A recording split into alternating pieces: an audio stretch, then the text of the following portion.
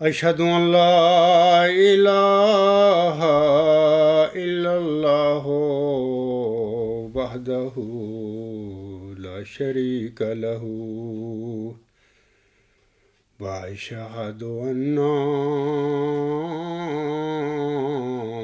محمدا عبده ورسوله أما بعد فأعوذ بالله من الشيطان الرجيم بسم الله الرحمن الرحيم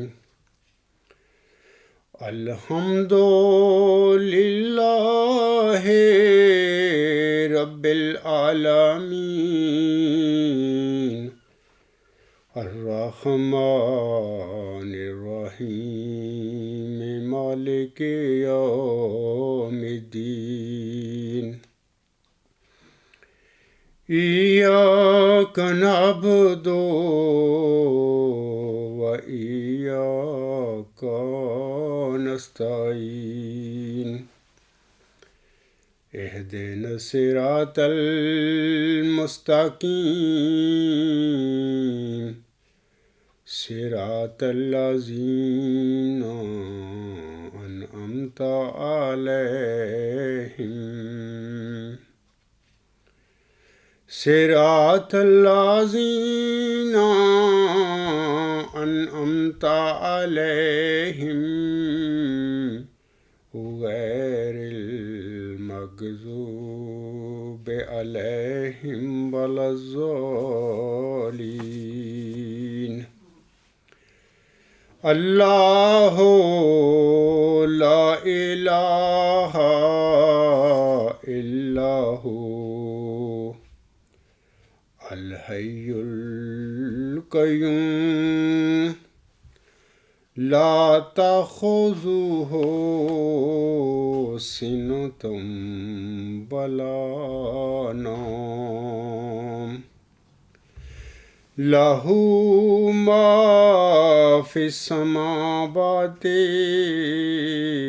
وما في الأرض من ذا الذي يشفع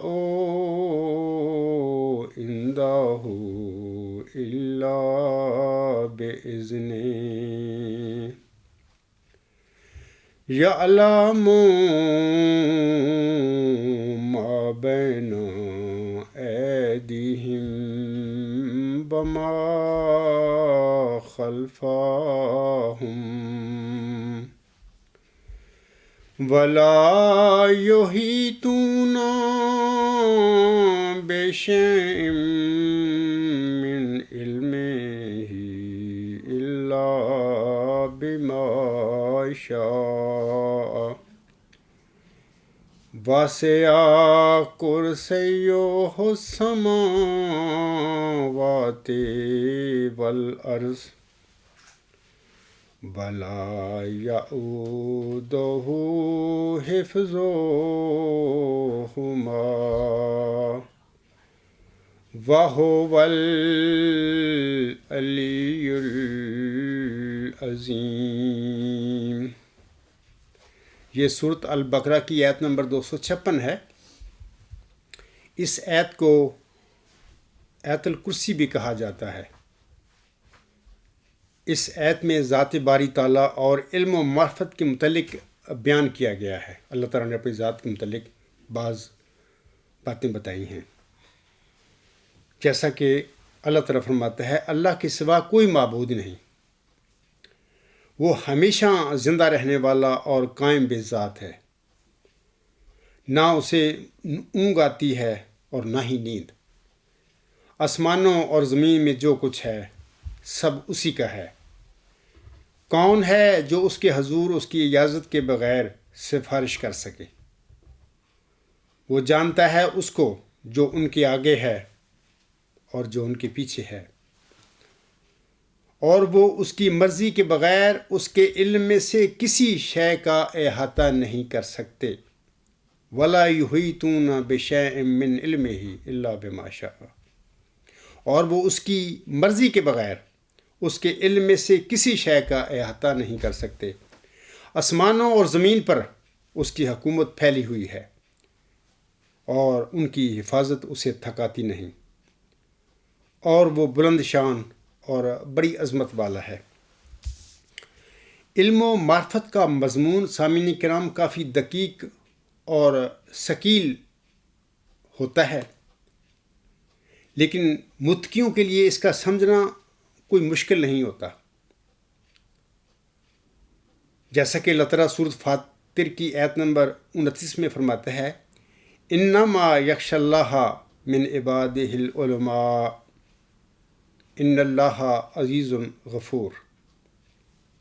یقیناً اللہ کے بندوں میں سے اس سے وہی ڈرتے ہیں جو علم والے ہیں. یعنی اللہ تعالیٰ سے جو صاحب علم لوگ ہوتے ہیں، جو متقی ہوتے ہیں، وہی ڈرتے ہیں. یعنی آگے اللہ فرماتا ہے یقیناً اللہ کامل غلبہ والا اور بہت بخشنے والا ہے. یعنی علم کا تعلق سامعین کرام تقویٰ سے ہے، اور علم و معرفت کی باتیں سمجھنے کے لیے متقیوں کو کوئی مشکل پیش نہیں آتی، وہ آرام سے سمجھ جاتے ہیں. اور ہر مرسل سامعین کرام جس تعلیم کے ساتھ دنیا میں بھیجا گیا، اس مرسل کی تعلیم کو سمجھنا اس کی قوم میں سے متقیوں کے لیے کبھی کوئی مسئلہ نہیں بنا تھا، پہلے بھی نہ اب بنے گا. سامعین اکرام، اس کے بعد میں اپنے خطبہ کی طرف آتا ہوں. اب امام مہدی و مسیح موعود علیہ السلام حضرت مرزا غلام احمد علیہ السلام، تجلیات الہیہ ان کی ایک کتاب ہے، رسالہ ہے، روحانی خزائن جلد 20 صفحہ 409 پر آپ علیہ السلام فرماتے ہیں، اور یہ جو میں اب ان کا حوالہ پڑھوں گا تذکرہ صفحہ 515 پر بھی موجود ہے. آپ علیہ السلام فرماتے ہیں، خدا تعالیٰ نے مجھے بار بار خبر دی ہے کہ وہ مجھے بہت عظمت دے گا اور میری محبت دلوں میں بٹھا دے گا، اور میرے سلسلہ کو تمام زمین میں پھیلائے گا، اور سب فرقوں پر میرے فرقہ کو غلب کر دے گا. آگے حضور فرماتے ہیں، اور میرے فرقہ کے لوگ اس قدر علم اور معرفت میں کمال حاصل کریں گے کہ اپنی سچائی کے نور اور اپنے دلائل اور نشانوں کی روح سے سب کا منہ بند کر دیں گے، اور ہر ایک قوم اس چشمہ سے پانی پیے گی، اور یہ سلسلہ زور سے بڑھے گا اور پھولے گا یہاں تک کہ زمین پر محیط ہو جائے گا. سو اے سننے والو، ان باتوں کو یاد رکھو اور ان پیش خبریوں کو اپنے صندوقوں میں محفوظ کر لو کہ یہ خدا کا کلام ہے جو ایک دن پورا ہوگا انشاءاللہ تعالی. سامعین کرام، علم و معرفت میں کمال سے کیا مراد ہے؟ حضور صاحب نے فرمایا ہے نا کہ اور میرے فرقہ کے لوگ اس قدر علم اور معرفت میں کمال حاصل کریں گے کہ اپنی سچائی کے نور اور اپنے دلائل اور نشانوں کی روح سے سب کا منہ بند کر دیں گے. یہاں پر علم و معرفت میں کمال سے کیا مراد ہے حضور صاحب کی؟ یاد رکھیں، علم و معرفت میں کمال سے مراد الہی علم میں کمال ہے، ڈیوائن نالج میں کمال ہے. جب کوئی محقق اس مادی دنیا میں تحقیق کرتا ہے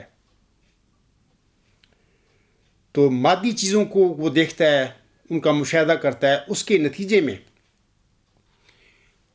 پہلے وہ مفروضے قائم کرتا ہے، پھر مفروضے نظریات کا رنگ اختیار کر لیتے ہیں، اور پھر نظریے کو جب ٹیسٹ کرتا ہے، اس کا انالیسز ہوتا ہے، تو وہ ایک دلیل بن جاتا ہے،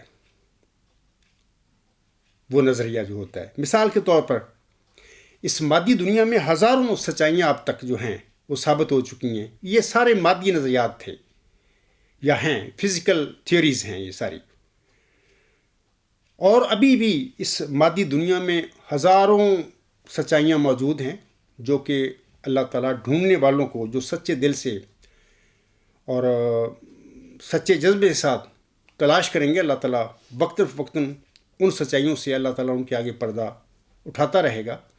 میں یہاں پر مثال دے دیتا ہوں کہ سب سے پہلے جس انسان نے یہ پانی کے متعلق تحقیق کی، مفروضہ قائم کیا، اس کے متعلق کوئی نظریہ باندھا، پھر اس نظریے کی پر پھر اس نے تجربہ کیا، اور اس کے بعد پھر اس نے بتا دیا لوگوں کو کہ دیکھیں یہ جو پانی ہے ہمارا جو پیتے ہیں ہم لوگ، یہ ہائیڈروجن اور آکسیجن کا مرکب ہے، امیزہ ہے۔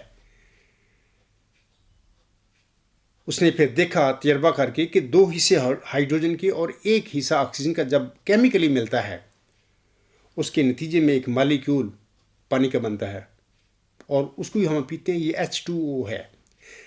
یہ جو نظریہ اس نے پیدا دیا لوگوں کے آگے H2O کا، یہ ایک مادی نظریہ ہے۔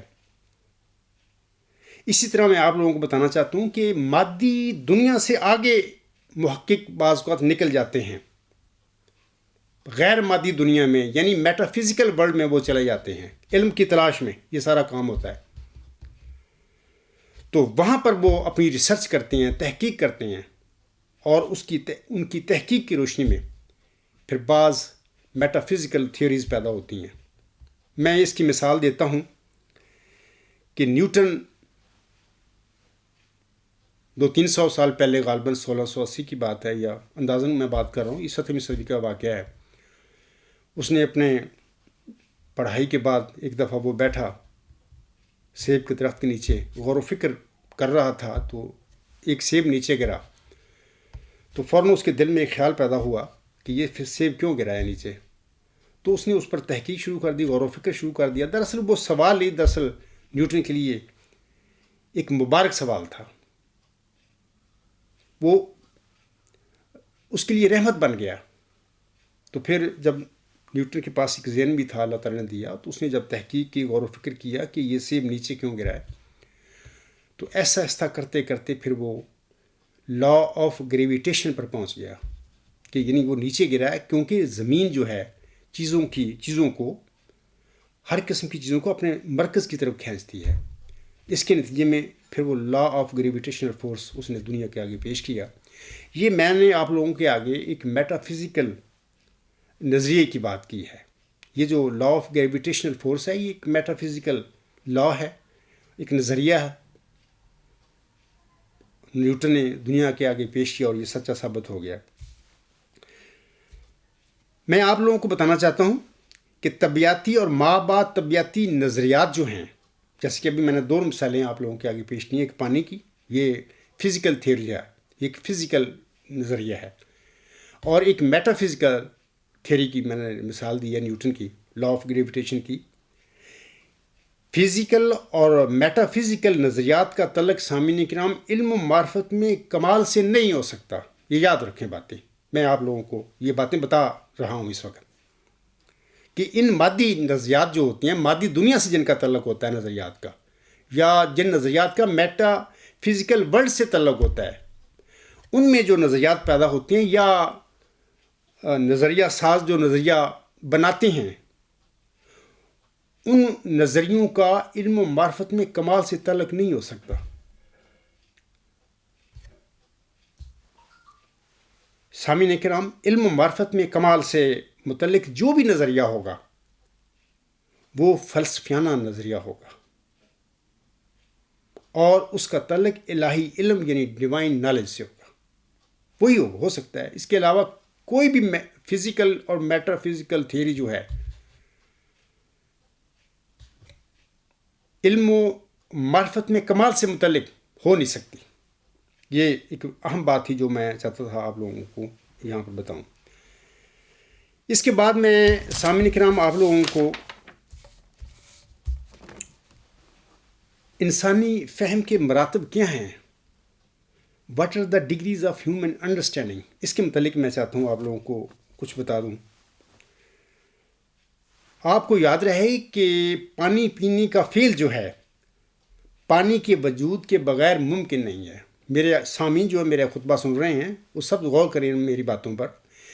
پانی پینے کا جو فعل ہے پانی کے وجود کے بغیر ممکن نہیں ہے۔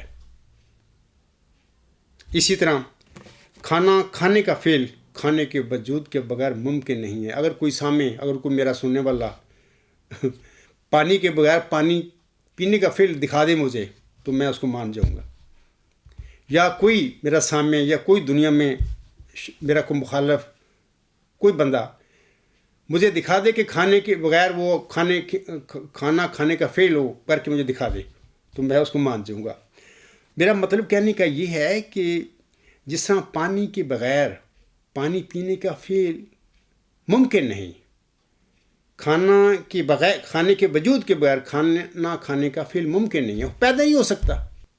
اسی طرح علم کے وجود کے بغیر سامعین کرام علم حاصل کرنے کا فعل پیدا نہیں ہو سکتا.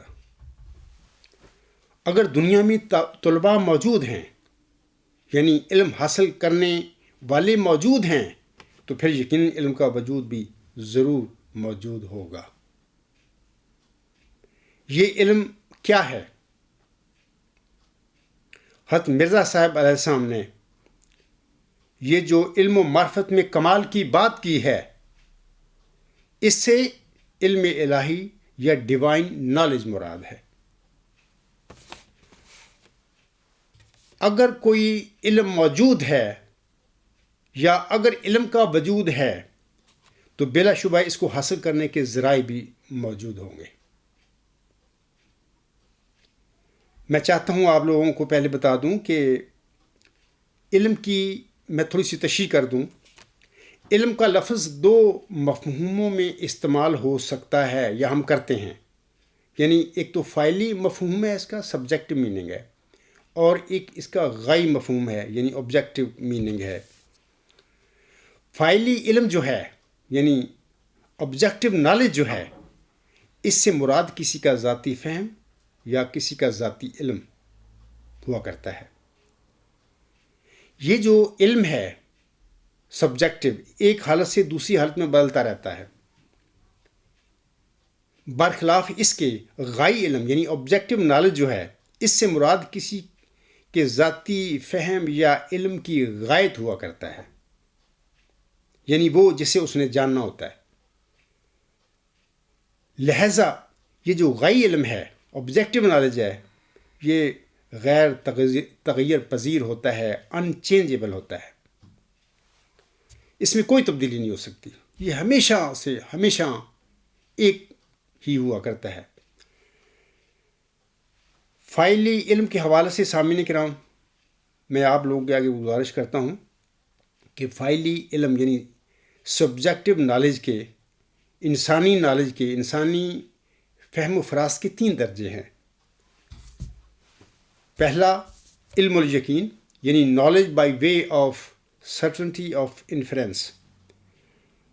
دوسرا علم عین الیقین knowledge by way of certainty of sight. تیسرا حق الیقین یعنی knowledge by way of certainty of experience. ان تینوں علمی مراتب کی وضاحت کی خاطر اب ہم مظاہر کی دنیا سے چند مثالوں پر غور کرتے ہیں. سامعین کرام جب ہم کچھ فاصلہ سے دھوئیں کا مشاہدہ کرتے ہیں تو ہمارے ذہن میں یہ خیال آتا ہے کہ چونکہ دھواں اور آگ لا ینفک ہیں لہذا جہاں دھواں ہوگا وہاں آگ بھی ضرور ہوگی.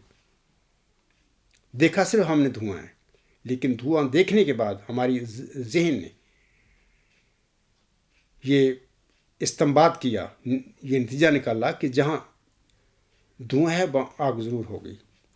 آگ کے وجود کے متعلق ہمارا اس قسم کا ادراک، اس قسم کا علم، اس قسم کی فہم و فراست جو ہے وہ علم الیقین کہلاتا ہے یعنی knowledge by way of certainty of inference. یہ انسانی علم کا، یہ انسانی فہم و فراست کا پہلا مرتبہ ہے. اس مقام پر ہم کسی شے کو براہ راست نہیں جانتے اور نہ ہی دیکھتے ہیں بلکہ کسی اور واسطہ سے اس کا استنباط کرتے ہیں. جیسا کہ دھوئیں کا مشاہدہ کرنے کے بعد ہم نے آگ کے وجود پر استنباط کیا یعنی نتیجہ نکالا. ہماری آنکھیں آگ کی بجائے دھواں دیکھتی ہیں اور اس کی وساطت سے ہم آگ کے وجود پر یقین کر لیتے ہیں. مزید قریب ہونے پر جب ہم آگ کے شعلے دیکھتے ہیں اپنی مادی آنکھوں سے تو ہمارا علم ترقی کر کے انسانی فہم کے دوسرے مرتبہ پر پہنچ جاتا ہے، یعنی عین الیقین، یعنی عین الیقین پر، یعنی knowledge by way of certainty of site. یہاں پر سامعین کرام کوئی استنباط نہیں ہوتا، بلکہ براہ راست دیکھنے سے علم حاصل ہوتا ہے۔ ہماری آنکھیں آگ کو دیکھتی ہیں براہ راست۔ بالآخر نزدیک جا کر جب ہم آگ میں اپنا ہاتھ ڈالتے ہیں اور یہ ہمیں جلاتی ہے تو پھر آگ کے وجود کے متعلق ہمارا علم انسانی فہم و فراست کے تیسرے مرتبہ پر پہنچ جاتا ہے، یعنی حق الیقین پر۔ Knowledge by way of certainty of experience, یعنی ایکسپیرئنس ہو گیا، تجربہ ہو گیا۔ ہمارا جب ہاتھ گیا آگ میں، اس نے جلایا ہمیں تو تجربہ ہو گیا۔ تو یہ تیسرا علم کا، انسانی علم کا درجہ ہے، حق الیقین۔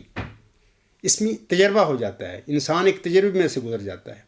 Knowledge by way of certainty of experience. اس مقام پر سامعین کرام نہ صرف آگ کو دیکھا گیا بلکہ تجربہ بھی ہو گیا۔ اس مثال میں ہم دیکھتے ہیں کہ آگ وہی کی وہی رہتی ہے، لیکن جو تبدیل ہوتا ہے وہ آگ کے وجود کے متعلق ہمارا یقین، ہمارا ادراک اور ہمارا فہم ہے۔ شروع میں نے کہا نا کہ objective knowledge always one and the same, اس میں کوئی تبدیلی نہیں ہوتی۔ جو تبدیل ہوتا ہے انسانوں کی فہم و فراست تبدیل ہوتی ہے، ہمارا علم تبدیل ہوتا ہے۔ دور سے دیکھتے ہیں آگ کو، دور سے دیکھتے ہیں دھوئیں کو، آگ تو بھی دیکھی نہیں، اور دھوئیں کو دیکھنے کے بعد ہماری ریزن عقل جو ہے استنباط کرتی ہے کہ جہاں دھواں ہوگا وہاں آگ ضرور ہوگی۔ جب نزدیک جا کے ہم آگ کے شعلے دیکھتے ہیں، آنکھ سے دیکھتے ہیں، تو یہ دوسرے عین الیقین پر ہمارا علم چل جاتا ہے، ہمارا علم۔ لیکن آگ وہی کی وہی رہتی ہے، آگ میں کوئی تبدیلی نہیں۔ پھر جب ہم ہاتھ ڈالتے ہیں آگ میں جا کے، آگ ہمیں جلاتی ہے، تو یہ ہمارا حق الیقین پر ہمارا علم، انسان کا علم جو ہے پہنچ جاتا ہے۔ تو ہم دیکھتے ہیں کہ انسانی فہم اور فراست تو بدلتی ہے، انسانی علم بدلتا ہے، علم الیقین، پھر پہلے علم الیقین، پھر عین الیقین، پھر حق الیقین، لیکن آگ وہی کی وہی رہتی ہے، اس میں کوئی تبدیلی نہیں۔ اسی طرح شیر کی آواز سننے اور خوشبو سونگنے کے بعد شیر اور پھول کے وجود کے متعلق کسی انسان کا ادراک اور یقین بالترتیب علم الیقین، عین الیقین اور حق الیقین کی مثالیں ہیں۔ قرآن کریم میں اللہ تعالیٰ نے علم کے ان تینوں مراتب کا ذکر فرمایا ہوا ہے، اور سورۃ تکاثر اور سورۃ واقعہ میں یہ جو ابھی میں نے ذکر کیا ہے انسانی علم کے فہم و فراست کے مراتب کا، یعنی علم الیقین، عین الیقین اور حق الیقین، یہ جو دونوں صورتیں ہیں ان میں اس کا ذکر موجود ہے۔ سامعین کرام، اس کے بعد میں آپ لوگوں کو بتانا چاہتا ہوں کہ برطانیہ کا ایک بڑا نامی مفکر پروفیسر سٹیج صاحب ہیں، وہ امریکہ کی پرنسٹن یونیورسٹی میں 20 سال انہوں نے پڑھایا ہے۔ ہو سکتا ہے وہاں پہ ہیڈ آف ڈپارٹمنٹ بھی ہوں وہ اپنی پڑھانے کے دوران۔ تو بڑے مشہور ہے، کافی کتابیں انہوں نے لکھی ہیں۔ 1919 میں ایک انہوں نے کتاب لکھی تھی، ایک critical history of Greek philosophy. میں آپ لوگوں کو اس کتاب میں سے ان کا ایک اقتباس پڑھ کر سنانا چاہتا ہوں۔ یہ جو اقتباس ہے ان کی کتاب کے صفحہ 3 پر ہے۔ وہ لکھتے ہیں، all the sciences take quite for granted certain principles and facts which are for them ultimate. To investigate these is the portion of the philosopher. And philosophy thus takes up the thread of knowledge where the sciences drop it. It begins where they end. اس کا مطلب یہ ہے کہ philosophy begins where the sciences end. It investigates what they take as a matter of course. ترجمہ اس طرح ہے کہ تمام سائنسز بعض اصولوں اور حقائق کو بطور مفروضہ لیتی ہیں اور یہ ان کے لیے آخری ہوتے ہیں۔ ان کی تحقیق کرنا فلسفی کا کام ہوتا ہے، اور فلسفہ علم کی ڈور کو وہاں سے پکڑتا ہے جہاں سائنسز اسے چھوڑ دیتی ہیں۔ فلسفہ وہاں سے شروع ہوتا ہے جہاں سائنسز ختم ہو جاتی ہیں۔ فلسفی اس کی تحقیق کرتی ہے جسے سائنسز بطور مفروضہ لیتی ہیں۔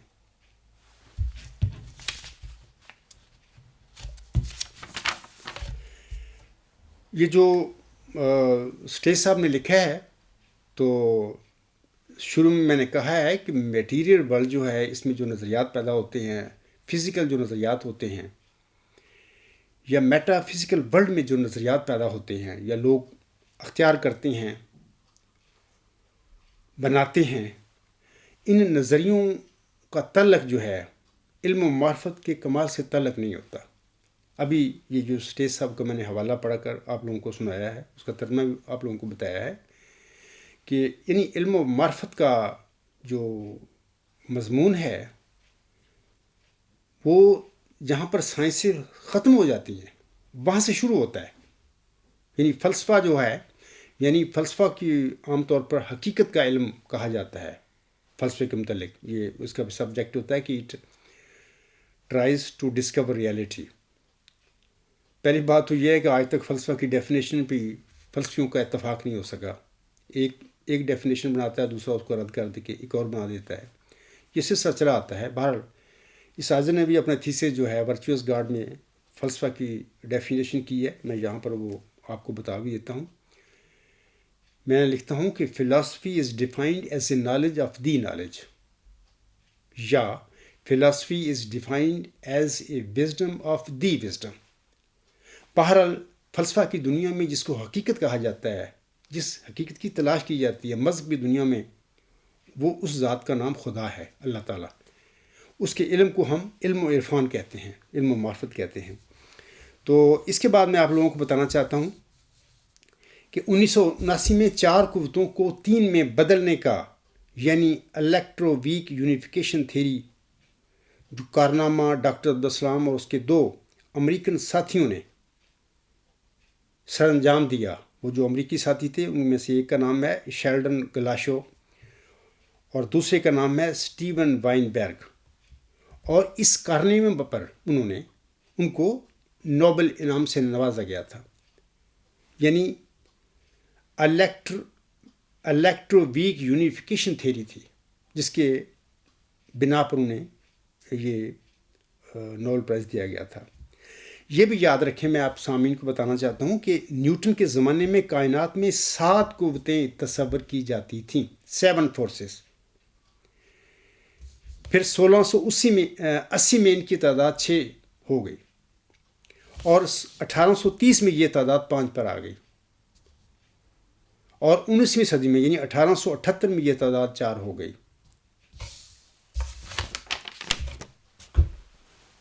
اور 19ویں صدی میں یعنی 1878 میں یہ جو 4 فورسز رہ گئی تھی پیچھے، وہ اس طرح تھی کہ نمبر 1 گریویٹیشنل فورس، جس کو بانی یا موجد نیوٹن تھا، دوسری الیکٹرو میگنیٹک فورس، اور تیسری پاورفل نیوکلیر فورس، اور چوتھی ویک نیوکلیر فورس۔ جیسا کہ بھی میں نے کہا ہے کہ 1979 میں جن 3 سائنٹسٹ کو انعام دیا گیا تھا نوبل پرائز، فزکس کے مطلب کے فیلڈ میں، ان میں ایک ڈاکٹر عبدالسلام تھا، 2 اس کے امریکن پارٹنر تھے، ساتھی تھے۔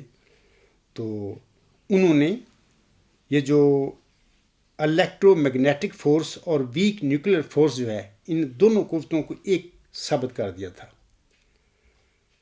ان کی اسی دونوں قوتوں کو ثابت کرنے کے الیکٹرو ویک یونیفیکیشن تھیوری کا نام دیا گیا۔ اسی ان کے کارنامے پر ان کو پھر نوبل پرائز دیا گیا۔ اور ان کے اس کارنامے کے بعد، اس تحقیق کے بعد، دنیا میں پھر 3 قوتیں رہ گئیں۔ وہ یہ کہ گریویٹیشنل فورس، دوسری الیکٹرو ویک فورس، اور تیسری پاورفل نیوکلیر فورس۔ اب 1979 کے بعد سے سائنس کی دنیا میں 3 قوتوں کا ہی ہماری کائنات کی تشکیل میں عمل دخل ہے۔ یہ ایمان ہے سائنٹسٹوں کا، پڑھے لکھے لوگوں کا۔ سامعین کرام، میں یقین رکھتا ہوں کہ یہ 3 قوتیں بھی ایک دن 2 قوتوں میں ریڈیوس ہو جائیں گی، اور پھر وہ 2 قوتیں بھی بالآخر ایک قوت میں بدل جائے گی۔ وہ ایک قوت بھی سامعین کرام تخلیق ہوگی، فینامنن ہوگی، اور یہی جو ایک قوت ہے اس کو ظاہر کرنے والا جو وجود ہے وہ اعلیٰ انتہائی ہمگیر حق ہے،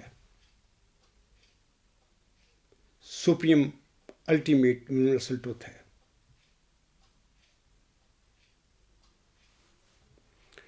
اور یہی وہ ہماری کائنات کا نور ہے، یعنی سپریم الٹیمیٹ یونیورسل ٹروتھ، جس نے اس کائنات کو تشکیل کیا ہے۔ سامعین کرام، یہی وہ نیکی اور خیر ہے، اور یہی وہ علم ہے جس کو جاننے میں ہم سب مصروف ہیں۔ میں نے ابھی آپ لوگوں کے آگے بتایا ہے کہ جو فائلی جو علم ہوتا ہے، سبجیکٹو نالج جو ہوتا ہے، وہ بدلتا رہتا ہے۔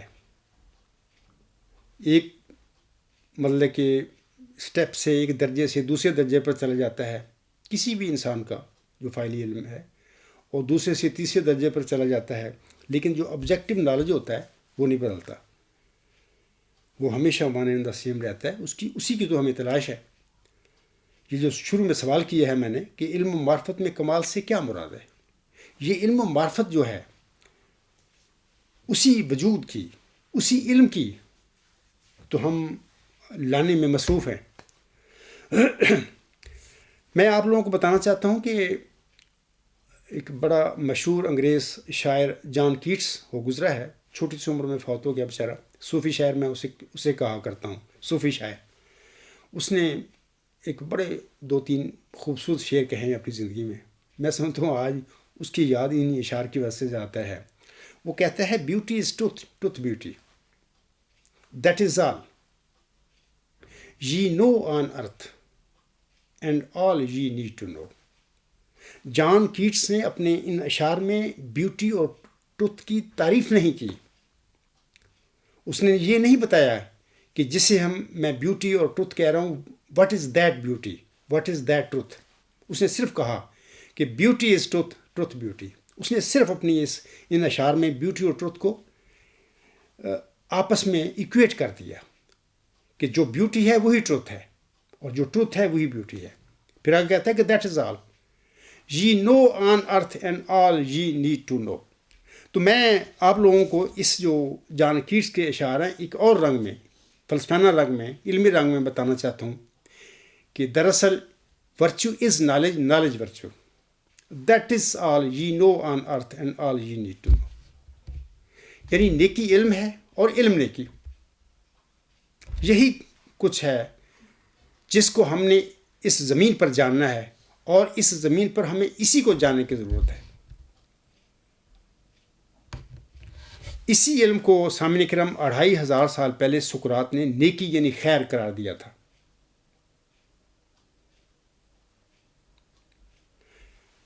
اپنے زمانے میں سقراط لوگوں سے سوال کیا کرتا تھا کہ نیکی کیا ہے، پوچھا کرتا تھا لوگوں سے۔ لوگ اس کے آگے نیک کاموں کی فہرستیں دینی شروع کر دیتے کہ یہ نیک کام ہے، یہ نیک کام ہے، یہ نیک کام ہے۔ وہ کہا کرتا تھا، بھی لوگوں میں نیک کام نہیں پوچھتا آپ لوگوں سے، اعمال صالح کی میں نہیں پوچھ رہا، میں نیکی کی بات کر رہا ہوں، نیکی کی تصور کی میں پوچھتا ہوں آپ لوگوں سے، وہ نیکی کا تصور جس کی وجہ سے یہ نیک افعال پیدا ہوئے، اعمال صالح جس کی وجہ سے پیدا ہوتے ہیں، نیکی کا وہ تصور کیا ہے، مجھے وہ بتاؤ۔ تو وہ لوگ چپ ہو رہتے تھے، وہ نیک کاموں کی بات کرتے رہتے تھے لوگ۔ اسی طرح وہ کہتا تھا کہ لوگوں مجھے بتاؤ واٹ از بیوٹی، یعنی حسن کا، بیوٹی کا کانسیپٹ کیا ہے. لوگ حسین چیزیں اس کے آگے گنتے رہتے تھے، بھی پھول فلاں فلاں فلاں یہ حسین چیزیں. وہ کہتا تھا میں حسین چیزوں کی کے متعلق نہیں آپ سے سوال کرتا، میں اس بیوٹی کے جو کنسیپٹ جو ہے جس کی وجہ سے یہ چیزیں حسین پیدا ہو گئی ہیں، یا جس میں یہ حسین چیزیں شیئر کرتی ہیں، میں اس حسن کی بیوٹی کا تصور میں آپ سے پوچھتا ہوں کہ وہ کیا ہے. تو نہیں لوگ اس کو بتایا کرتے تھے. بہرحال اپنی زندگی میں سقراط جو ہے نیکی کے تصور کو جان نہیں سکا، لیکن وہ ہمیشہ یہ سوالات کیا کرتا تھا اپنے مخاطبوں سے، سامعین سے، کہ مجھے بتاؤ کہ نیکی کا وہ تصور کیا ہے جس کی وجہ سے دنیا میں نیک کام پیدا ہوتے ہیں، یا نیک کام پیدا ہوئے ہیں، یا جن نیک کاموں کی وہ وجہ بنا ہے، وہ نیکی کا تصور کیا ہے. لیکن اپنی زندگی میں وہ نیکی کا یہ تصور ہے، اس کی کوئی ڈیفینیشن وہ نہیں جان سکا، نہ وہ بتا کے گیا ہے. لیکن ایک یہ بات میں بتاتا ہوں آپ لوگوں کو کہ وہ ایسا عظیم انسان تھا. میں نے کچھ ایک دو خطبے پہلے ایک خطبہ دیا تھا، اس کے متعلق میں نے کچھ باتیں سقراط کے متعلق بتائی تھیں. تو اس کے حوالے سے میں آپ لوگوں کو یہ بتانا چاہتا ہوں کہ دیکھیں، کوئی ایک ایسا فکرہ دنیا میں موجود نہیں جس کے متعلق ہم یہ کہتے ہیں کہ یہ سقراط نے لکھا ہے، یہ سقراط کا فکرہ ہے ہی نہیں، اس نے لکھا ہی نہیں اپنی زندگی میں. اس کے باوجود تاریخ فلسفہ میں اس کے بالمقابل کوئی ایسا انسان نہیں کہ جو اس کے پائے کا جس کے متعلق کہہ دیں کہ یہ سقراط کے مقابلے کا فلسفی تھا یا عالم تھا. ہے ہی نہیں ہے، وہ یونیک ہے اس معاملے میں. اب میں آپ لوگوں کو یہ جو نیکی کا جو تصور ہے جس کو سقراط نے علم کہا تھا، اس کے متعلق پروفیسر سٹیج صاحب کی کتاب کا ہی ایک حوالہ آپ لوگوں کے آگے پڑھ کر سنانا چاہتا ہوں. سٹیج صاحب کہتے ہیں، یہ جو حوالہ ہے ان کی کتاب a critical history of Greek philosophy کے صفحہ 149 پر یہ الفاظ ہیں سٹیج صاحب کے. اور آج کل میں ضمن بتا دیتا ہوں، یہ سٹیج صاحب بھی بیچارے جو میرے مخالفین ہیں اس کی نشانے پر ہے، وہ گند بکتے رہتے ہیں اس سٹیج صاحب کے متعلق بھی، یہ وہ فلاں ہے دہریا، مجھے بھی گالی نکالتے ہیں، بے علم لوگ ہیں یہ.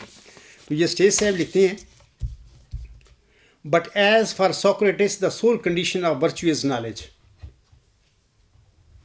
And as knowledge is just what can be imparted by teaching, it followed that virtue must be teachable.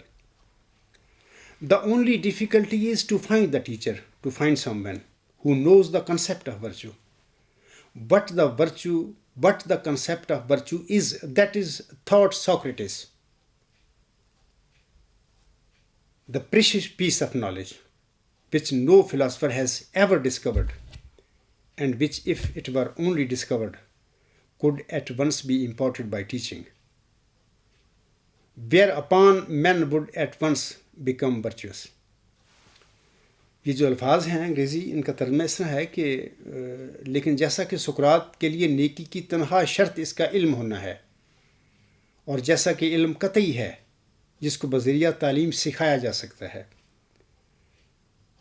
اس سے معلوم ہوا کہ نیکی بھی قابل تعلم ہونی چاہیے، یعنی وہ ٹیچیبل ہونی چاہیے. مشکل صرف یہ ہے کہ کسی معلم کو ڈھونڈا جائے، ٹو فائنڈ سم ٹیچر، جو نیکی کے تصور کو جانتا ہو. نیکی کا وہ تصور جسے سقراط نے سوچا اور جو علم کا انمول جز ہے، جس کو کسی مفکر نے آج تک دریافت نہیں کیا، اور اگر کبھی وہ دریافت ہو گیا تو فوراً اسے پڑھایا جائے گا، اور اس طرح انسان فوراً نیک ہو جائیں گے. سامعین کرام، سقراط کو نیکی کا یہ تصور تو نہ ملا اپنی زندگی میں، لیکن وہ نیکی کے اس تصور کی ایک نشانی بتلا کے گیا ہے ہمیں،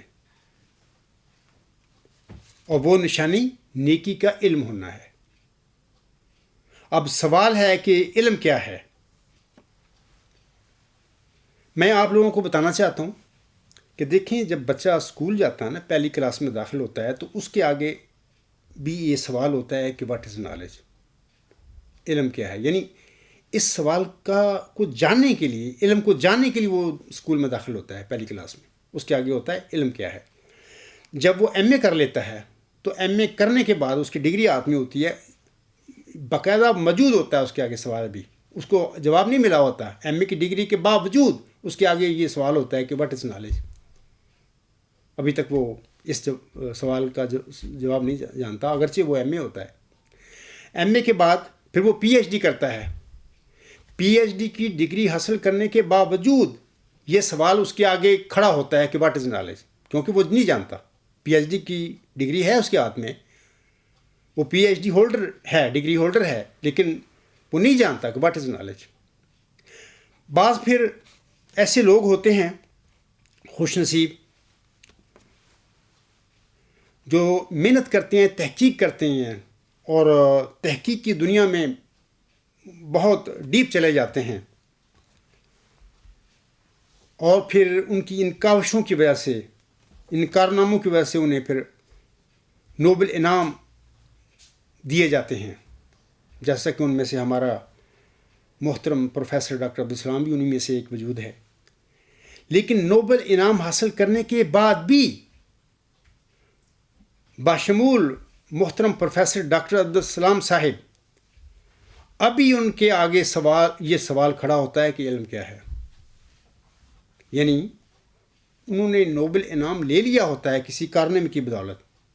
علم میں کوئی کارنامہ کرتے ہیں، اس کی بدولت ان کو نوبل پرائز مل جاتا ہے. لیکن اس کے باوجود میں آپ کو یقین دلاتا ہوں کہ ان کے آگے یہ سوال موجود ہوتا ہے کہ علم کیا ہے، کیونکہ وہ نہیں جانتے. اور میرا چیلنج ہے کہ آج تک کوئی بھی نوبل انعام یافتہ اس سوال کا کہ علم کیا ہے جواب نہیں دے سکا ہے. میں اپنے مخالفوں سے کہتا ہوں، بہت بڑا میں دعویٰ کر رہا ہوں اس وقت آپ لوگوں کے آگے. آپ پیش بھی مجھ سے موت کو چھیڑیں، علم کی دنیا میں آگے مجھے پکڑیں، میرا مقابلہ کریں. میں پھر کہتا ہوں، میرا چیلنج ہے کہ آج تک جتنے بھی ہزاروں نوبل پرائز لاریٹ ہو گزرے ہیں، ان میں ڈاکٹر محترم پروفیسر عبدالسلام بھی شامل ہے. یہ نوبل لاریٹ ضرور تھے، انہوں نے کارنامے کیے علم کی دنیا میں، تحقیقیں کی. اس کے باوجود ان میں سے کسی ایک نے بھی علم کیا ہے اس کا جواب نہیں دیا. وہ سوال ابھی بھی کھڑا ہوا ہے دنیا میں.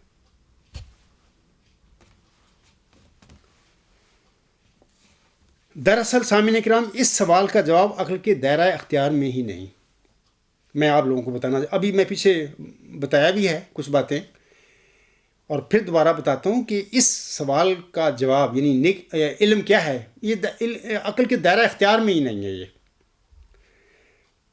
جیسا کہ اللہ تعالیٰ فرماتا ہے، ابھی میں نے آغاز میں وہ سورۃ البقرہ کی آیت نمبر 256 کی تلاوت کی تھی. اس میں اللہ تعالیٰ فرماتا ہے وَلَا يُحِيطُونَ بِشَيْءٍ مِّنْ عِلْمِهِ إِلَّا بِمَا شَاءَ. یعنی اللہ تعالیٰ فرماتا ہے، اور وہ اس کی مرضی کے بغیر اس کے علم میں سے کسی شے کا احاطہ نہیں کر سکتے. تو عقل کی تو بات ہی نہیں ہے. عقل کے ذریعے تو اس سوال کا جواب ہم حاصل ہی نہیں کر سکتے. میں اس سلسلے میں آپ لوگوں کے آگے ایک اپنے آقا حضرت مرزا غلام احمد کا ایک بڑا خوبصورت حوالہ پڑھ کر آپ لوگوں کو سنانا چاہتا ہوں. آپ علیہ السلام فرماتے ہیں، یہ اسلامی اصول کی فلاسفی میں آپ لکھتے ہیں، اس کا حوالہ ہے روحانی خزائن جلد 10 صفحہ 441 پہ. حضور صاحب فرماتے ہیں، اے عزیزو، اے پیارو، کوئی انسان خدا کے ارادوں میں اسے لڑائی نہیں کر سکتا. یقیناً سمجھ لو کہ کامل علم کا ذریعہ خدا تعالیٰ کا الہام ہے، جو خدا تعالیٰ کے پاک نبیوں کو ملا. پھر بعد اس خدا نے جو دریائے فیض ہے، یہ ہرگز نہ چاہا کہ اس الہام کو مہر لگا دے اور اس طرح پر دنیا کو تباہ کرے. جیسا کہ اس وقت ہمارے مسلمان بھائی ہیں، اس پر مہر لگا کے بیٹھے ہوئے ہیں کہ اب الہام نہیں ہو سکتا. انا للہ و انا الیہ راجعون. حضور صاحب فرماتی ہیں بلکہ اس کے الہام اور مکالمے اور مخاطبے کے ہمیشہ دروازے کھلے ہیں. ہاں، ان کو ان کی راہوں سے ڈھونڈو، تب وہ آسانی سے تمہیں ملیں گے. وہ زندگی کا پانی آسمان سے آیا اور اپنے مناسب مقام پر ٹھہرا۔ اب تمہیں کیا کرنا چاہیے تا تم اس پانی کو پی سکو؟ یہی کرنا چاہیے کہ افتاؤں و خیزاں اس چشمہ تک پہنچو، پھر اپنا منہ اس چشمہ کے آگے رکھ دو تا اس زندگی کے پانی سے سیراب ہو جائے۔ اسی صفحہ پر، اپنی کتاب کے اسی صفحہ پر حضور صلی اللہ علیہ وسلم فرماتے ہیں، کیا تم خدا کو بغیر خدا کی تجلی کے پا سکتے ہو؟ اب جتنے بھی نوبل لاریٹ ہیں، یہ تو انہوں نے نوبل پرائز تو حاصل کر لیا، کوئی کارنامہ کیا ہے تحقیق کی علم کی دنیا میں، بہرحال کوئی نہ کوئی ان کی کاوش تھی، اس کی بنا پر وہ اس اہل ٹھہرے کہ ان کو نوبل پرائز دیا جائے۔ لیکن حضور صلی اللہ علیہ وسلم فرما رہے ہیں، کیا تم خدا کو بغیر خدا کی تجلی کے پا سکتے ہو؟ علم کیا ہے؟ اس کا تو اللہ ہی اظہار کر سکتا ہے، بندے پر انکشاف کر سکتا ہے، وہ عقل کے ذریعے تو ممکن ہی نہیں ہے کہ ہم علم کی حقیقت کو ڈھونڈ سکیں۔ سقراط اپنی زندگی میں صرف اتنی بات بتا کے گیا ہے، نیکی علم ہے۔ وہ نہیں بتا کے گیا کہ وہ نیکی ہے کیا، وہ علم کیا ہے۔ صرف وہ کہہ گیا ہے اپنی دنیا میں کہ ون اینڈ دا سیم، یعنی نیکی اینڈ علم ون اینڈ دا سیم۔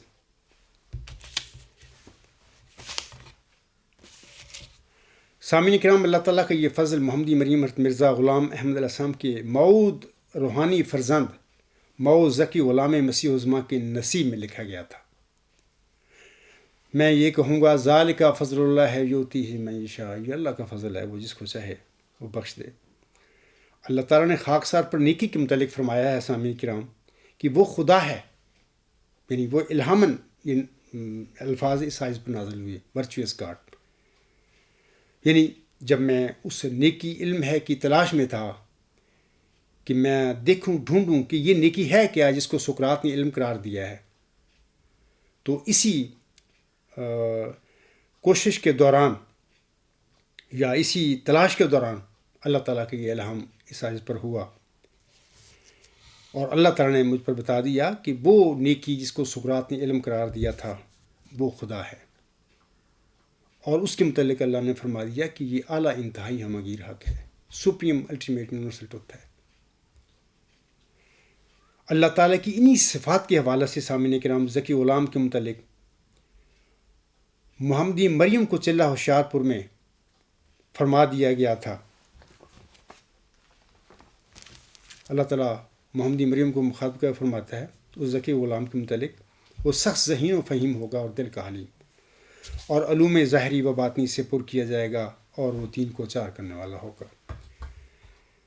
ملہم لکھتے ہیں، اس کے معنی سمجھ میں نہیں آئے، دوشنبہ ہے مبارک دوشنبہ، فرزند دل بند گرامی ارجمند، مظہر الاول والآخر مظہر الحق والعلاء کا ان اللہ نزل من السماء۔ تو یہ جو میں نے ابھی پڑھے ہیں الفاظ، الہامی الفاظ ہیں، ان میں بتا دیا تھا ملہم کو اللہ تعالیٰ نے کہ وہ جو وجود ہوگا وہ اول اور آخر کا مظہر ہوگا، اور اعلیٰ اور حق کا مظہر ہوگا۔ دیکھیں، یہ جو میں الفاظ پڑھتا ہوں نا کہ سپریم الٹیمیٹ یونیورسل ٹروتھ، ان میں یہی وہ اللہ تعالیٰ کی صفات بتائی گئی ہیں کہ اول اور آخر اللہ کی صفات ہیں، اور اللہ تعالیٰ جیسے فرماتا ہے کہ علوم ظاہری و باطنی سے پر کیا جائے گا، یعنی صرف اس کو اول اور آخر کا مظہر نہیں میں بناؤں گا، بلکہ ظاہر اور باطن کا بھی میں اس کو مظہر بناؤں گا، یعنی ظاہر اور باطن کا بھی علم بھی اس کو دوں گا، جیسے اللہ نے فرمایا کہ اور وہ علوم ظاہری و باطنی سے پر کیا جائے گا۔ پھر اللہ فرماتا ہے کہ وہ اعلیٰ اور حق کا مظہر ہوگا، سپریم، پہلے لفظ میں بتایا کرتا ہوں کہ سپریم الٹیمیٹ یونیورسل ٹروتھ، آخر بھی ٹروتھ ہے، یہ وہی مظہر الحق ہے اور مظہر الاعلیٰ ہے، مظہر الاعلیٰ، مظہر الحق والاعلیٰ ہے۔ سامعین کرام، ایک اور میں بات بتانا چاہتا ہوں آپ لوگوں کو کہ اکثر بعض لوگ میرے پر اعتراض کر دیتے ہیں کہ عبدالغفار جمبا جو ہے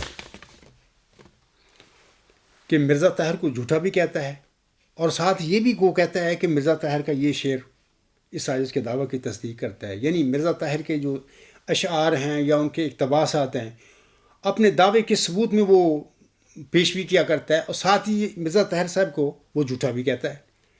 میں آپ لوگوں کو بتانا چاہتا ہوں جواباً، یعنی اس قسم کے اعتراض بہت سارے لوگ میرے مخالفین جماعت احمدیہ قادیان کے کرتے ہیں، لاہوری کے لوگ بھی بعض کرتے ہیں اعتراض، بعض ایسے لوگ بھی ہیں جو جماعت احمدیہ قادیان کو چھوڑ کر دریا ہو گئے، وہ بھی اعتراض اس قسم کے میرے پر کرتے ہیں کہ عجیب عبدالغفار جنبا بندہ ہے کہ اپنے دعوے کو اس بندے کے اشعار اور اقتباس کے ساتھ تصدیق کرتا ہے اپنے دعوے کی، جس کو وہ جھوٹا بھی کہتا ہے۔ میں آپ لوگوں کو بتاتا ہوں کہ دیکھیں، ہم لوگوں کو چاہیے کہ ہمارا رویہ معیار ایک ہی ہونا چاہیے۔ میں آپ لوگوں کو بتانا چاہتا ہوں کہ دیکھیں، 4000 سال پہلے یا 3500-3600 سال پہلے جب اللہ تعالیٰ کا ایک برگزیدہ نبی تھا، وہ ینگ تھا بھی، بعد میں معمور بھی کیا اللہ نے ایز اے نبی کے، حضرت یوسف علیہ السلام، وہ نبی کا بیٹا تھا، ایک نبی کا پوتا اور ایک ابو الانبیاء کا پڑپوتا تھا۔ اس کے زمانے کا جو ظالم فرعون تھا، اس نے جیل میں ڈال دیا اس کو، یوسف کو۔ دیکھیں، اللہ تعالیٰ نے اس ظالم فرعون کو، جو کہ خود خدا بنا ہوا تھا، یعنی جو انسان خود خدا کا دعویٰ کر کے بیٹھ جائے، اس سے بڑا گناہ گار کو ہو سکتا ہے، اللہ تعالیٰ نے اس گناہ گار فرعون کو خواب دکھا کے حضرت یوسف علیہ السلام کی، اپنے بندے کی مدد کی، اور اس کو نہ صرف جیل سے نکالا بلکہ اس مصر میں اس کو انتہائی ایک اختیار عہدہ بخش دیا۔ اسی طرح ظالم جہانگیر جو تھا، اکبر کا بیٹا، وہ بھی لوگوں کو کہتا تھا کہ مجھے سجدہ کرو۔ پھر وہ جو درباری مولوی تھے اس زمانے کے، انہوں نے اس کو کان میں پھونک ماری کہ جناب وہ احمد سرہندی جو ہے اس کو اپنے دربار میں بلاؤ۔ ان کا مقصد یہ تھا کہ احمد سرہندی کو جب بلائے گا تو اس کو کہے گا کہ مجھے سجدہ کرو۔ اگر تو سجدہ کر لیا احمد سرہندی نے، تو ہم کہیں گے آپ کی وہ تقویٰ کہاں گیا، آپ کی وہ جو علم ہے یا جو بھی آپ کی روحانیت کہاں ہے، آپ ایک بندے کو سجدہ کر رہے ہیں۔ اگر اس نے سجدہ نہیں کیا تو یہ اس کو قتل کر دے گا۔ یعنی وہ شرط تھا یہ درباری علماء کا، مولویوں کا اس زمانے کے۔ تو جہانگیر نے بلایا تو انہوں نے کہا میری اطاعت کرو، تعظیم کرو۔ ان کا کہ میں تعظیم سجدہ صرف اللہ کا ہو سکتا ہے، میں آپ نے بلایا میں آ گیا ہوں۔ پہلے تو وہ جہانگیر نے اس کو حکم دیا بھی اس کو قتل کر دو، بعد میں کچھ لوگوں نے سمجھایا بھی اس کو قتل نہ کرو، اس کو جیل میں ڈال دو، پھر اس نے جیل میں ڈال دیا۔ دیکھیں، پھر اللہ تعالیٰ نے اس ظالم جہانگیر کو ایک خواب دکھائی، اور جس میں عاصم اسے کہتے ہیں، اس جہانگیر کو، جہانگیر تو نے کتنا بڑا ظلم کیا کہ ایک ایسا انسان جو بہت سچی بات کہتا ہے تو نے اس کو جیل میں ڈال دیا۔ عاصم کے شہادت کی انگلی دانتوں میں تھی۔ وہ پھر غصے سے فرمایا کہ جہانگیر تو نے کیا یہ ظلم کیا۔ اس کے بعد پھر وہ نہ صرف ظالم جہانگیر نے اس کو احمد سرہندی مجدد الفسانی کو جیل سے رہا کیا، بلکہ اس کو اپنا آقا بنا لیا۔ دیکھیں، وہ ظالم تھا۔ تو میں آپ لوگوں سے سوال کرتا ہوں کہ اگر فرعون کو خواب دکھا کر اللہ تعالیٰ اپنے بندے برگزیدہ بندے یوسف کی اللہ تعالیٰ کو رہائی عزت دے سکتا ہے، کامیابیاں دے سکتا ہے، اور اگر اللہ ظالم جہانگیر کو خواب دکھا کے ایک مجدد الفسانی کو اس کا آقا بنا سکتا ہے، اس کو دنیا میں عزت دے سکتا ہے، تو کیا مرزا طاہر احمد جو کہ اصل میں سیدھے رستے سے بھٹکا ہوا انسان تھا، اور میں نے اپنی زندگی میں پورا ان کو موقع دیا اور اپنا سارا مقدمہ ان کے کندھوں پر رکھ دیا کہ یہ بندہ اپنے آپ کو ثابت کرے کہ وہ ایک رشد و ہدایت پر چلنے والا خلیفہ ہے، لیکن وہ ناکام تھا، کیونکہ یہ رشد و ہدایت پر چلنے والے خلیفہ تو ہیں ہی نہیں ہیں۔ خدا کا بنایا ہوا خلیفہ ایک بات کی بات ہے، وہ تو اللہ کے نبی اور رسول ہوتے ہیں۔ ہاں، جو خلفاء ہوتے ہیں جن کو ہم خلیفہ راشد کہتے ہیں، وہ سیدھے راستے پر چلنے والے لوگ ہوتے ہیں۔ محمدی جو خلفائے راشدین کی مثالیں ہیں ہمارے سامنے ہیں، لیکن میں نے پورا موقع دیا ان کی زندگی میں، اپنا مقدمہ ان کے آگے رکھ دیا کہ اپنے آپ کو ثابت کر دکھائے، لیکن وہ اپنے آپ پر ظلم کر کے گیا، اور مجھ پر بھی ظلم کر گیا، پوری جماعت احمدیہ قبرستان پر ظلم کر کے چلا گیا۔ آج جس مصیبت میں پوری جماعت پھنسی ہوئی ہے، اور میں بھی ایک دکھ کاٹتا پھر رہا ہوں، یہ سارا مرزا طاہر احمد کا یہ کیا دھرا ہے۔ بہرحال وہ ظلم کر کے چلا گیا، آج جہاں پر بھی ہے وہ بہت پریشان ہے اور بڑے زبردست دکھوں میں ہے۔ تو بہرحال اس کی خواہش تو ہے کہ کسی طریقے سے جو میں ظلم کر کے آیا ہوں دنیا میں، اور اس عجز کے حوالے سے اس کا کسی طریقے سے میرا یہ جو ظلم ہے کسی طرح مطلب کہ اللہ تعالیٰ مجھے معاف کر دے، اور وہ جو بندہ صادق تھا عبدالغفار جنبا، تو اس کا سچائی دنیا میں پھر ظاہر ہو جائے۔ تو بات یہ ہے کہ میں آپ لوگوں سے کہتا ہوں نا کہ ایک رویہ رکھیں، ایک پیمانہ رکھیں۔ میں جھوٹا کہتا ہوں، وہ سیدھے راستے سے بھٹکے ہوئے لوگ ہیں، لیکن یہ جناب فرعون بھی تو بھٹکا ہوا تھا نا، اس سے بھی تو اللہ تعالیٰ نے ایک اپنے نیک بندے کو عزت دی، اور ظالم جہانگیر سے بھی اللہ تعالیٰ نے اپنے ایک مجدد کو، احمد سرہندی کو اللہ تعالیٰ نے عزت بخشی. تو کیا وہی خدا ایک سیدھے راہ سے بھٹکے ہوئے مرزا طاہر جیسے گمراہ انسان سے اس عاجز کا صداقت کے حوالے سے الفاظ نہیں ان کے منہ سے نکال سکتا تھا؟ بالکل نکلوا سکتا، اس نے نکلوائے ہیں. تبھی میں ان کی اشعار کو یا ان کی اسٹیٹمنٹس جو ہیں، اقتباسات ان کو میں اپنے دعویٰ کی سچائی کے حوالہ کے لیے پیش کیا کرتا ہوں. اور میں یہاں تک کہہ دیتا ہوں کہ لاشعوری طور پر وہ بندہ میرا مصدق تھا، ارحاس تھا میرا، لیکن اس کو پتہ نہیں تھا میں کیا کر رہا ہوں. اللہ نے لاشعوری طور پر اس کو ارحاس میرا بنایا. تو اب میں ان کا ایک آپ لوگوں کو پڑھ کر سناتا ہوں.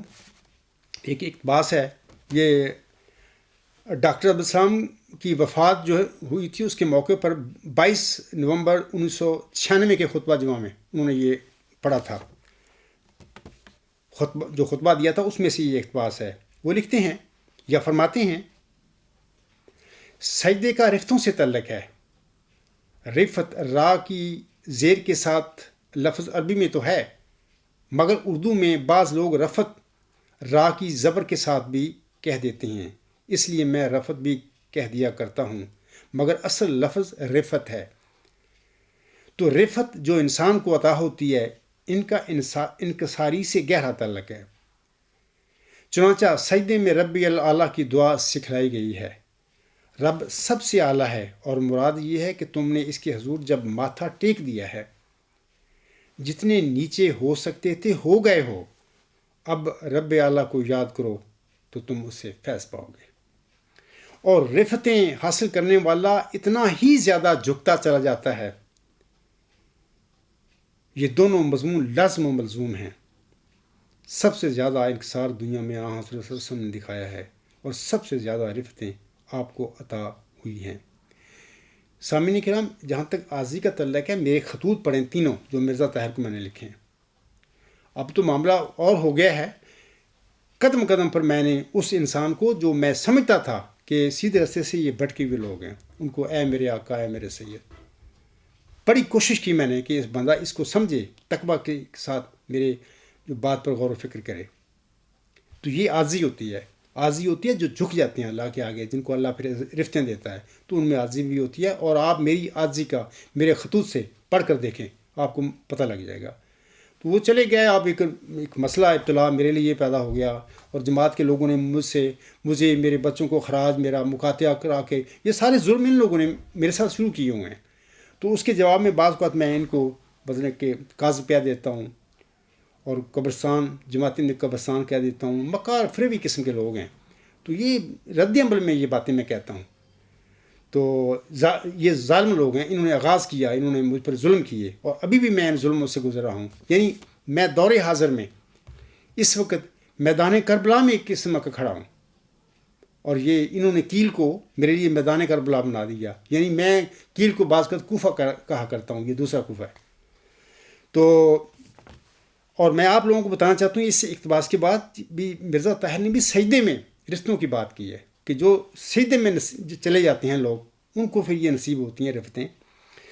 تو 10 دسمبر 1983 میں نیو مسلم ٹاؤن لاہور میں دارالحمد جو احمدیہ ہاسٹل ہے، اس میں مبارک سجدہ میں خاکسار کی ایک مبارک سجدہ اس عاجز سے بھی ہوا. اللہ تعالیٰ نے مجھے اس کی توفیق دی. یہ سارا تفصیل جو ہے میری کتاب غلام مسیح الزماں کا جو مقدمہ ہے اس میں ہے.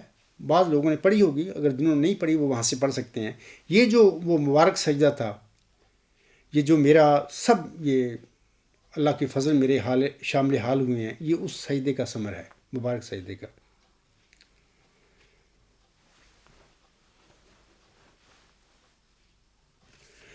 آخر پہ میں پروفیسر سٹیج صاحب کا ایک اور حوالہ آپ لوگوں کے آگے پڑھ کر سنانا چاہتا ہوں. وقت میرے پاس تھوڑا ہے. وہ حوالہ اس طرح ہے سامعین کرام، کہ سٹیج صاحب اپنی اسی کتاب کے صفحہ 3 پر لکھتے ہیں. وہ کہتے ہیں، all sciences tend to generalise, to reduce multitudes of particular facts to single laws. Philosophy carries this process to its highest limit. It generalizes to the utmost. It seeks to view the entire universe in the light of the fewest possible general principles, in the light, if possible, of a single ultimate principle. وہ کہتا ہے تمام sciences میں عمومیت کا رجحان یعنی بے شمار انفرادی حقائق سے ایک عمومی قانون اخذ کرنے کا رجحان پایا جاتا ہے. فلسفہ اس عمل کو انتہا تک لے جاتا ہے. یہ حد المقدور حد تک تعمیم سازی کرتا ہے.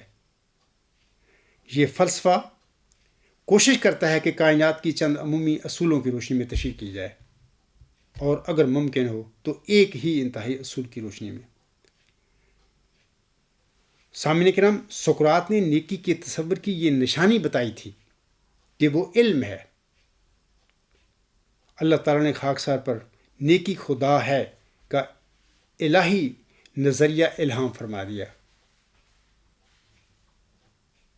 سقراط فرماتا ہے کہ نیکی علم ہے، خاکسار کو الہام بتایا گیا ہے کہ نیکی خدا ہے. تو پھر اس سے کیا ثابت ہوتا ہے؟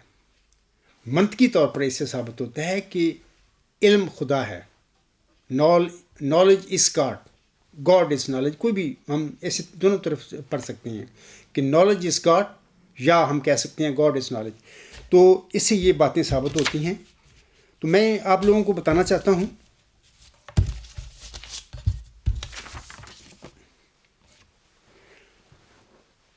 کہ یہ جو سوال شروع میں نے اٹھایا ہے علم و معرفت کے حوالے سے کہ علم و معرفت میں کمال سے کیا مراد ہے، یا علم و معرفت میں کمال کی حقیقت کا جواب خاکسار کے الہی نظریہ یعنی نیکی خدا ہے.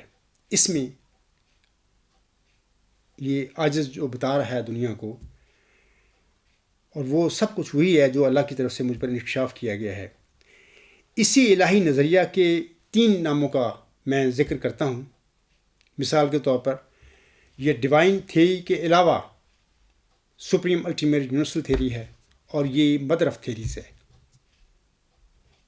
علاوہ اس کے یہی جو ہے نظریہ جو ہے الہی نظریہ، یہ سیل آف دا تھیریز بھی ہے، خاتم النظریات بھی ہے.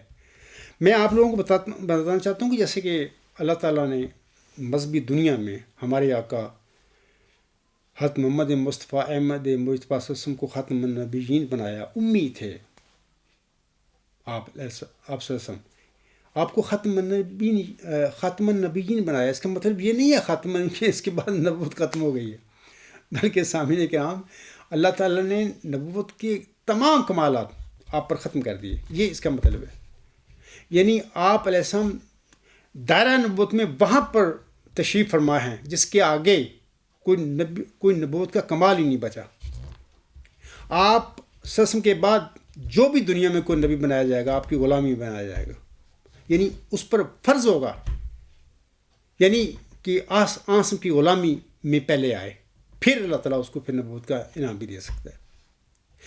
ایسے یہ جو ڈیوائن تھیری جس کی میں بات کر رہا ہوں، ورچوئس گاڈ جو اس عز کو بخشی گئی ہے، ابھی میں نے اسٹیز کا وہ حوالہ بھی پڑھا ہے جس میں اسٹیز کہتا ہے کہ all sciences tend to generalize to reduce multitudes of particular facts to single laws. Philosophy carries this process to its highest limit. It generalizes to the utmost. It seeks to view the entire universe in the light of the fewest possible general principles, in the light, if possible, of a single ultimate principle. یہ جو انہوں نے فرمایا آخر پہ ایک single ultimate principal, یہ وہی ورچوئس گاڈ ہے، یعنی سپریم الٹیمیٹ یونیورسل پرنسپل. اور یہ جیسے کہ شروع میں میں نے کہا ہے کہ مادی نظریات جو ہوتے ہیں دنیا میں پیدا ہوتے ہیں، مادی نظریات یا غیر مادی میٹافزیکل جو نظریات ہیں، وہ جس قسم کے بھی ہوں دنیا میں پیدا ہوں، تو ان نظریات کے ذریعے کوئی نظریہ ساز جو ہے علم و معرفت میں کمال حاصل نہیں کر سکتا. علم و معرفت کا کمال کسی فلسفیانہ نظریے یا ڈیوائن نالج کا جو نظریہ ہوگا اور برحق ہوگا، سچا ہوگا، تو اس کے ساتھ سمجھو کہ اس انسان کو اللہ تعالیٰ نے علم و معرفت میں کمال بخشا ہے. تو یہ جو میں نے ابھی بتایا ہے کہ جیسے کہ آسم خاتمہ نبیین ہیں، آپ کی پیروی کے علاوہ کسی کو اب نبی نام نہیں مل سکتا. یہ خاتم النبیین کا مفہوم ہے. آپ کو خاتم النبیین کی سٹیج پر بٹھا دیا گیا. ایسی یہ سیل آف دا تھیریز ہے ڈیوائن نالج. میرے بعد مادی دنیا میں ہزاروں اور نظریات پیدا ہوں گے. سچائیاں ہیں جس کو اللہ چاہے گا بخشے گا، اور میٹا فزیکل ورلڈ میں بھی ہزاروں نظریات پیدا ہوں گے. یاد رکھیں یہ سارے نظریات جو ہیں، یہ ڈیوائن جو تھیوری ہے ورچوئل، اس میں سے پیدا ہوں گے. ہو ہی نہیں سکتا کہ اس ورچوئس گاڈ سے آگے نظری طور پر کوئی آگے بڑھ سکے. اکثر یہ میں کہا کرتا ہوں، لوگوں کو شاید سمجھ نہ آئے میری بات کی، تو میں چاہتا ہوں اس بات کا بھی وضاحت کر دوں کہ جب میں یہ کہتا ہوں نا کہ نیکی خدا ہے، ایسا اعلیٰ انتہائی ہماگیر نظریہ ہے، ایسا النظریات ہے، ایسا ختم النظریات ہے جس سے آگے بڑھنا نظری طور پر ممکن نہیں ہے. اس کا مطلب یہ ہے کہ اس سے آگے زیادہ جنرلائزیشن تعمیم سازی ممکن نہیں ہے. یہ لاسٹ ہے. اس سے نظریات پیدا ہوں گے مادی دنیا میں، غیر مادی دنیا میں، اور سارے اس نظریے سے نکلیں گے. اس سے آگے تعمیم ہو ہی نہیں سکتی، جنرلائزیشن ہو ہی نہیں سکتی. یہ بات ہے جب میں کہا کرتا ہوں کہ اس نیکی خدا ہے سے آگے نظری طور پر بڑھنا ممکن نہیں ہے. اس سے کہ آگے پھر صرف ایک لفظ خدا ہے جو ایک وجود ہے.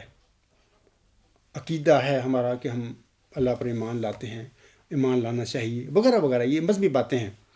لیکن علمی رنگ جو ہے، علمی دنیا میں نیکی خدا ہی وہ اعلیٰ انتہائی ہماگیر نظریہ ہے. یہی النظریات ہے، یہی خاتم النظریات ہے. سارے نظریات اس میں سے قیامت تک انشاءاللہ تعالیٰ جو بھی دنیا میں پیدا ہوں گے وہ اسی میں سے نکلیں گے، اس کے متحد ہوں گے، اسی کی غلامی میں وہ پیدا ہوں گے. یہ اللہ تعالیٰ کا ایک فضل ہے. میں سمجھتا ہوں کہ اللہ تعالیٰ نے حضرت مرزا غلام صاحب محمدی مریم کی دعاؤں کے نتیجے میں اور میرے آقا حضرت محمد مصطفیٰ وسلم کی برکت سے یہ ایک بڑا عظیم فضل اس حاجت کی قسمت میں کیا ہے، وگرنہ میں کیا اور میری حیثیت کیا. اس کے بعد میں آخر پہ ایک وہی مرزا طاہر صاحب کا میں ایک حوالہ پڑھ کے میں اپنے خطبے کو ختم کرنا چاہتا ہوں. وہ ڈاکٹر عبدالسلام کے وفات پر جب انہوں نے یہ خطبہ دیا تھا 22 نومبر 1996 کو، اسی میں وہ ایک جگہ پر فرماتے ہیں، وہ کہتے ہیں ایک وجود گزر گیا، مگر اس کے حوالے سے یہ بھی کہا جا سکتا ہے، اے اللہ احمدیت کو اور نوبل لاریٹ عطا کر، مگر بجب کا وجہ رب کا ذوالجلال والاکرام. نوبل لاریٹ کتنے ہیں اور کتنوں کا مقابلہ کرے گی احمدیت؟ ہزارہا نوبل لاریٹ ہیں اور بنتے چلے جائیں گے. 4 اور بھی لے لیے احمدیت نے مانگ مانگ کر، تو کتنا فرق پڑے گا. لیکن وہ انعام یافتہ سامی ان الفاظ پر غور کرنا، وہ کیا کہہ رہے ہیں. میں ان کی یہ باتیں اپنے صداقت پر کیوں لگاتا ہوں. وہ فرما رہے ہیں لیکن وہ انعام یافتہ جو خدا کے دربار سے انعام یافتہ ہو، وہ تو اگر ان پڑھ بھی ہو تو ایسا انعام یافتہ بن سکتا ہے کہ تمام کائنات کے چوٹی کے علماء اور چوٹی کے اعزاز پانے والے اس کی جوتیوں کو اٹھانے میں فخر محسوس کریں، اس کے پاؤں کی خاک چومنے میں فخر محسوس کریں. وہ کہتے ہیں آگے، تو چھوٹی باتوں پہ ہم کیوں راضی ہوں، چھوٹی دعائیں کیوں مانگیں. دیکھیں یہ جو باتیں ساری انہوں نے کی ہوئی، یہ لاشعوری طور پر اللہ تعالیٰ نے یہ باتیں ان کے منہ سے نکلوائی ہیں. ایک شعر میں وہ کہتے ہیں، ان کا شعر ہے، یہ دعا ہی کا تھا موضع کے عصا، ساحروں کے مقابل بنا اژدہا، آج بھی دیکھنا مرد حق کی دعا سحر کی ناگنوں کو نگل جائے گی. مرد حق کی دعا یعنی محمدی مریم کی دعا، چلا ہوشیارپور میں جو انہوں نے دعا کی تھی، اس کا جو نتیجہ ہے وہ نشان رحمت ہے، وہ ذکی غلام ہے، تو وہ سحر کی ناگنوں کو نگل جائے گا. تو یہ ان کے منہ سے یہ باتیں اللہ نے نکلوائی ہیں. اور میں فلسفہ کا کوئی طالب علم نہیں رہا، میں تو فلسفہ پڑھا ہی نہیں.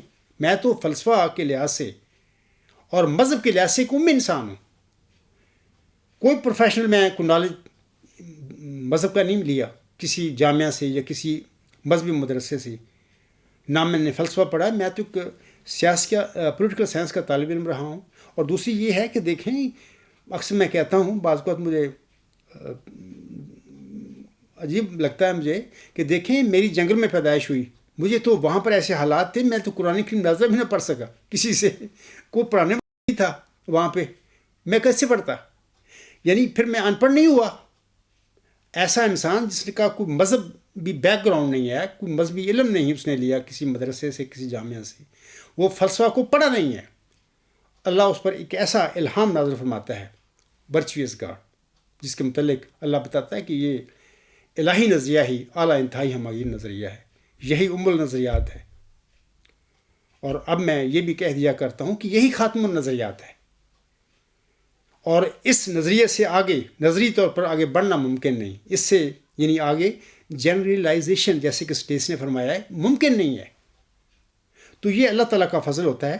تو مرزا طاہر کے منہ سے یہ باتیں نکلیں، پھر لوگ کہیں گے جناب جمبا صاحب ایک طرف مرزا طاہر کو جھوٹا کہتا ہے، اس کے پھر یہ جو اقتباسات اپنی سچائی پر میں ایسے ہی لگاتا ہوں، ایسے ہی میری اللہ نے مدد کی ہے ان کے منہ سے. اگرچہ یہ سیدھے راستے سے بھٹکے ہوئے لوگ ہیں، جیسے کہ اللہ تعالیٰ نے فرعون سے حضرت یوسف السلام کی مدد کروائی، جیسا کہ ظالم جہانگیر سے اللہ تعالیٰ نے مجد الف ثانی کی مدد کروائی. تو کیا وہی خدا میری؟ یہ جو لوگ بلاد مشق کے جو کھڑپینچ ہیں، یہ جو انہوں نے قبضہ کیا ہوا ہے مرزا صاحب کی جماعت پر، اس کی احمدیت پر قابو ہو کے 1914 سے لے کے آئے تک یہی کام ہے ان کا، پکڑ کے بیٹھے ہوئے ہیں. اور میں ایک اور بات بتاتا ہوں کہ ڈاکٹر عبدالسلام ایک بڑا معزز انسان تھا، بڑا صاحب علم بندہ تھا. اللہ نے اس کو ایک نوبل لاریٹ بنایا، ایک عزت ہے، ایک عزت کا دنیاوی کی بڑی عظیم عزت ہے، اور ثبوت تھا ان کے پاس کیونکہ وہ نوبل لاریٹ ونر تھے. اس کے باوجود یہ جو ہیں یہ خلیفے جو کھڑپہنچ ہیں جو مسجدوں میں بنتے ہیں، یعنی ڈرامہ ہوتا ہے اور اس کے نتیجے میں جی خلیفہ بن گیا، خدا نے بنا دیا ہے. اور یہ جو اتنا بڑا عظیم آدمی تھا وہ بھی ان کے فراڈی خلیفوں کے آگے، یعنی یہ بلایت میں اس کے کھڑپیسوں کے شاید چپ رہا، یعنی مسکین جیسے ملازم نہیں ہوتے، میں یس یس کرتا پھر رہا تھا ان کے آگے. تو وہ بیچارہ کیا کرتا، وہ اپنی عزت کو لے کے پھر رہا تھا کہ میں اگر کوئی ایسی بات کر دی منہ سے، کوئی سوال کر دیا تو یہ نکال کے مجھے باہر بٹھا دیں گے، تو میرے والد صاحب میرے جو بھی ہے سارا ہمیں تو داغ لگ جائے گا. تو یہ داغ لگنے کا اللہ بھی جھوٹ ہے. ان کے نکالنے سے کیا داغ لگتا ہے انسان کو؟ مرزا غلام صاحب میرے دل میں بیٹھے ہوئے ہیں، میں ان کا پیروکار ہوں. تو یہ 100 دفعہ خراج کرتے رہیں، مکاتے کرتے ہیں، کچھ فرق نہیں پڑتا. بہرحال یہ باتیں دیکھو، ڈاکٹر عبدالسلام ان کا سامنا نہیں کر سکتا تھا، بڑا زبردست انسان تھا، بڑا معزز تھا، بڑا عالم تھا، لیکن یہ کام سارا ذکی غلام نے آئندہ زمانے میں اس حضرت مرزا السلام کے بعد اس کی جماعت میں ان کھڑپینچوں سے احمدیوں کی اسیری جو ہے اس ذکی غلام کے ذمہ تھی، اس ذمہ ہے، وہ کروائے گا، انشاء کھڑا ہوگا اور ان کو ان کی اوقات بتائے گا تم ہو کیا. سب فراڈ ہوتا ہے. وہ مسجد میں جو فراڈ ہوتا ہے نا، خلیفہ بن گیا، 1 منٹ میں بنتا ہے وہ. ویسے وہ جانے والا جو فوت ہو جاتا ہے وہ پہلی زندگی میں بتایا جاتا ہے کہ یہ ایسے ایسے کر لینا، مطلب کہ بالباستہ رنگ میں صاف نہیں کر بیٹھتا، وہ فوراً ہی اس کی لاش پڑی ہوتی ہے تو مسجد میں دروازے بند کر کے وہ ڈرامہ ہوتا ہے وہاں پہ، وہ ڈرامہ ہے. اس ڈرامے کے ساتھ میں خدا کی قسم کھا کر کہتا ہوں کہ خدا تعالیٰ کا کوئی تعلق نہیں ہوتا اس ڈرامے کے ساتھ. کوئی خدا تعالیٰ ان لوگوں کو خلیفہ نہیں بناتا. آج میں میدان میں کھڑا ان کو پکار رہا ہوں، کہاں ہے ان کا خدا جو ان کو خلیفہ بناتا ہے؟ میرے مقابلے پہ کیوں نہیں لاتا ان کو اگر میں نعوذ باللہ جھوٹا ہوں؟ میں پھر کہتا ہوں کہ یہ فراڈی لوگ ہیں، مسجدوں میں بند کر کے دروازے فراڈ کر کے کہتے ہیں اللہ نے خلیفہ بنایا، سب جھوٹ ہے. ڈاکٹر عبدالسلام اور محمد ظفر اللہ خان صاحب بڑے عظیم لوگ تھے. کسی زمانے میں کبھی میں خطبہ دوں گا ان کے متعلق بھی کہ جماعت احمدیہ میں ایک شخص ماں کی دعاؤں کا نتیجہ تھا، چودھری محمد ظفر اللہ خان صاحب. میں انشاءاللہ پورا خطبہ دوں گا اس کے متعلق. ایک ڈاکٹر عبدالسلام صاحب اپنے والد کی دعاؤں کا نتیجہ تھا. یاد رکھیں اے احمدیوں، ابھی تم نے محمدی مریم مرزا غلام احمد صاحب کی دعاؤں کا جو نتیجہ ہے، وہ نشان رحمت جو ان کو دیا گیا تھا چلہ ہوشیارپور میں، ابھی تک تم نے اس کا نظارہ نہیں دیکھا. اب وہ انشاءاللہ وہ وقت آنے والا ہے جب تم دیکھو گے. تم دو انسان کو تو دیکھ چکے ہو. ایک ماں کی دعاؤں کا نتیجہ تھا، آپ دیکھ چکے ہو اس کو. ایک باپ کی دعاؤں کا نتیجہ تھا، اس کا رنگ بھی آپ نے دیکھ لیا. اب محمدی مریم مرزا غلام صاحب کی دعاؤں کا نتیجہ جو چلہ ہوشیارپور میں جس کی اس کو خبر دی گئی تھی، اب اس کا انشاءاللہ وہ زمانہ آنے والا ہے، وہ آپ کے سامنے کھڑا ہے، اس کا آپ رنگ دیکھو گے. اسی پہ میں خطبہ ختم کرتا ہوں، لیکن میں کہتا ہوں کہ وہ بڑی جلدی وہ وقت بھی آنے والا ہے انشاءاللہ. تو اور جب وہ وقت آئے گا انشاءاللہ تو اس کے بعد میں آپ لوگوں سے کہوں گا کہ یہ اقبال کی جو شعر ہیں بالکل پورے اس منظر پر پورے اتریں گے۔ اقبال کہتا ہے آنکھ جو کچھ دیکھتی ہے لب پہ آ سکتا نہیں، محو حیرت ہوں کہ دنیا کیا سے کیا ہو جائے گی، شب گریزاں ہوگی آخر جلوہ خورشید سے، یہ چمن معمور ہوگا نغمہ توحید سے۔ سامعین کرام، virtuous God, supreme ultimate universal theory, mother of theories, cell of the theories, یہی وہ نغمہ توحید ہے جس کی علامہ اقبال نے اپنے شعر میں جس کا ذکر کیا ہے، نغمہ توحید جس کو کہا ہے۔ اسی پہ میں اپنا خطبہ ختم کرتا ہوں۔ وما علینا الا البلاغ وآخر الدعوانا الحمد للہ رب العالمین، اولم و آخرم و ظاہرم و باطنن، هو مولانا نعم المولا و نعم النصیر و نعم الوکیل۔